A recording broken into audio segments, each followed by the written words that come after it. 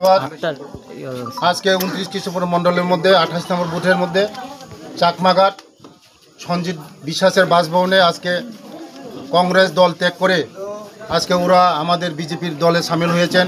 ওদেরকে আমি ধন্যবাদ জানাই। আগামী দিন একমাত্র মোদিজি আমাদের এই ভারতবর্ষকে ডেভেলপমেন্টের পথে এগিয়ে নিয়েছেন এবং এই আমাদের ত্রিপুরা রাজ্যকেও আমাদের জনপ্রিয় মুখ্যমন্ত্রী প্রফেসর ডক্টর মানিক স্যারজির নেতৃত্বে যে আমাদের সরকার চলছে, এই উন্নয়নমুখী সরকার উন্নয়ন দেখে ওরা আজকে আমাদের বিজেপিতে সামিল হয়েছেন। ওনাদেরকে আমি ধন্যবাদ জানাই। আগামী দিন এই কৃষ্ণপুর কংগ্রেস এবং সিপিএম বলতে কেউ থাকবে না। আমি সুদীপজিকে আমি আহ্বান করব, কোনো লাভ হবে না। আমাদের এই বিজেপি সরকারকে যতই আপনি চেষ্টা করবেন, বিজেপি সরকার কোনো দিন আপনি কোনো কিছু করতে পারবেন না। আপনারা দেখুন আজকে এই কংগ্রেসের দল, কংগ্রেস যারা করে আজকে সবাই আজকে বিজেপিতে সামিল হচ্ছেন। আগামীতে আমাদের এই কৃষ্ণপুরে যারা কংগ্রেস এবং বিজেপি করবে তারা সবাই সামিল হবে। আজকে কত পরিবারের